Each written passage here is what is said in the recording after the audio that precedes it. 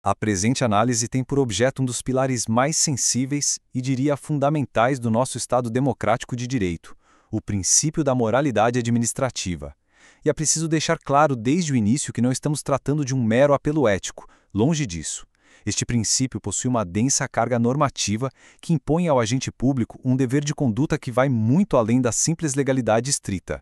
Falamos, portanto, de uma exigência de probidade, de lealdade e de boa-fé, não como valores subjetivos, mas como verdadeiros estándares jurídicos objetivos que condicionam a própria validade do ato administrativo e a legitimidade da atuação do Estado. Pois bem, para que possamos dissecar a vedação ao nepotismo em sua totalidade, nós seguiremos um roteiro metodológico bastante rigoroso. Partiremos da base, do conceito do princípio da moralidade, para num segundo momento analisar os instrumentos processuais que dão eficácia a esse princípio.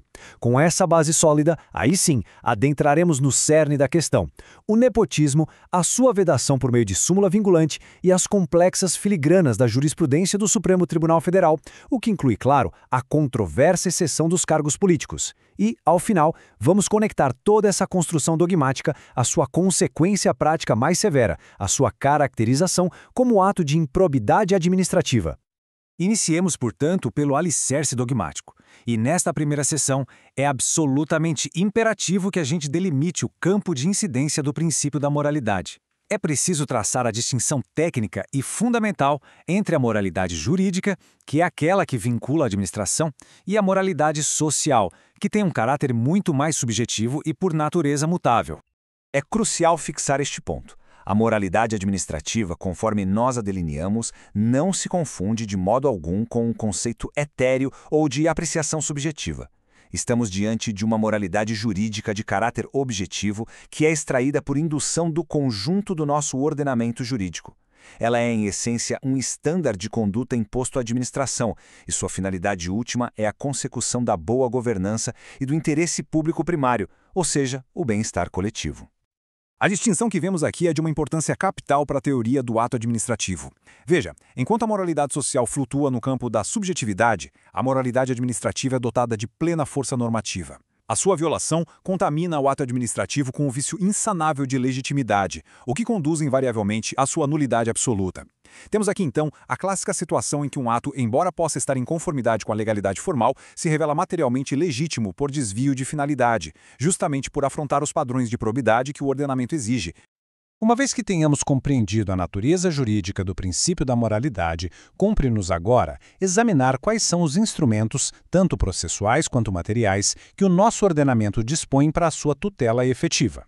A segunda seção, portanto, adentra justamente nesse arcabouço normativo de proteção a este valor fundamental.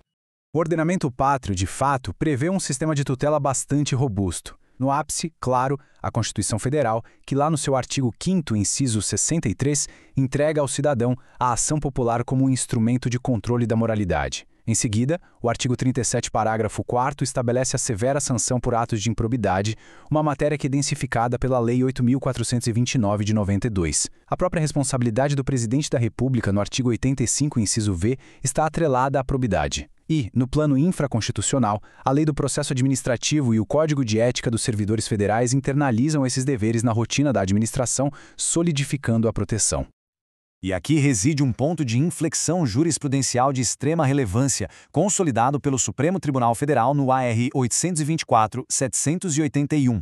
A Corte firmou o entendimento de que a ação popular transcende a mera proteção ao erário. A lesão à moralidade administrativa é, em si mesma, um dano ao patrimônio público na sua acepção mais ampla, sendo autônoma e suficiente para legitimar o manejo da ação. Desvincula-se assim a imoralidade do prejuízo financeiro, reconhecendo-a como um valor jurídico a ser protegido per se. E a positivação deste dever é inequívoca.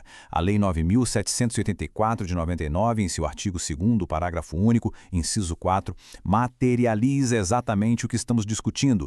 Ela transforma o princípio da moralidade em um critério jurídico objetivo de validade para todo e qualquer ato no âmbito do processo administrativo federal. A atuação proba, decorosa e de boa-fé deixa de ser uma recomendação ética para se tornar uma exigência legal expressa. Bom, com essa base principiológica e instrumental devidamente estabelecida, nós podemos agora sim adentrar no objeto central da nossa análise, o nepotismo. Essa prática representa a mais flagrante e, diria, arquetípica violação aos princípios da moralidade e, de forma indissociável, da impessoalidade. Vamos analisar como o Supremo Tribunal Federal enfrentou essa questão, um processo que culminou na edição da Súmula Vinculante número 13.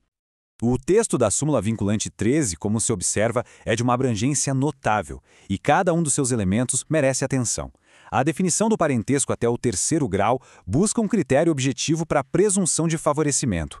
A vedação, vejam bem, se estende não apenas aos parentes da autoridade nomeante, mas também de qualquer servidor em posição de chefia, justamente para evitar triangulações. E a sua aplicação a todos os poderes e em todos os entes federativos, da União ao município, reforça o seu caráter de norma basilar do Pacto Republicano. A redação da súmula foi extremamente precisa ao proibir expressamente as designações recíprocas, figura que a doutrina conhece como nepotismo cruzado. Trata-se, na prática, de um ajuste sinalagmático fraudulento, um verdadeiro conluio entre agentes públicos para, por meio de nomeações espelhadas, burlar a vedação constitucional. O exemplo clássico da troca de nomeações entre os chefes do Executivo e do Legislativo Municipal ilustra perfeitamente essa simulação ilícita. E aqui um ponto imperativo de compreensão conforme assentado pelo Supremo no Mandado de Segurança 31.697. A súmula vinculante 3 estabelece um núcleo de vedações objetivas, mas ela não esgota o campo semântico do nepotismo. Ela cria uma presunção jure estet de jure de imoralidade nas hipóteses que descreve. Contudo, outras situações fáticas, mesmo que não se amoldem perfeitamente ao seu texto, podem e devem ser invalidadas judicialmente se, no caso concreto, ficar demonstrada a troca de favores e a violação aos princípios da moralidade e da impessoalidade. A súmula, portanto, é um piso, não um teto. A aplicação de uma norma de princípio, como é a que veda o nepotismo, inevitavelmente gera zonas de penumbra, casos difíceis. Passemos, portanto, a uma análise mais detida da jurisprudência do Supremo, que, ao longo de anos de julgados, vem refinando e estabelecendo as nuances de aplicação da súmula 13.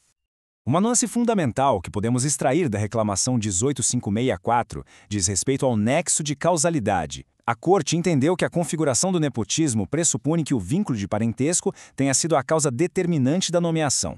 Ou seja, se o parente que já se encontra no órgão não detém qualquer poder hierárquico ou influência fática sobre o processo de nomeação, rompe-se esse nexo. A mera existência do parentesco, desprovida da potencialidade de favorecimento, não é suficiente por si só para macular o ato. Já na ADI 3.496, o STF se deparou com uma ponderação de princípios. De um lado, a vedação ao nepotismo. De outro, o direito do servidor de carreira à progressão. A solução encontrada foi a criação de um rigoroso teste quádruplo e cumulativo. Primeiro, a ausência de subordinação direta, para evitar a quebra de hierarquia e o favorecimento explícito. Segundo, a compatibilidade de escolaridade, um critério objetivo de base. Terceiro, a qualificação profissional comprovada, o que exige uma análise do currículo e da trajetória do servidor. E quarto, a adequação entre essa qualificação e a complexidade do cargo a ser exercido. Somente com o preenchimento de todos esses requisitos é que se afasta a presunção de nepotismo em nome dos princípios do mérito e da eficiência.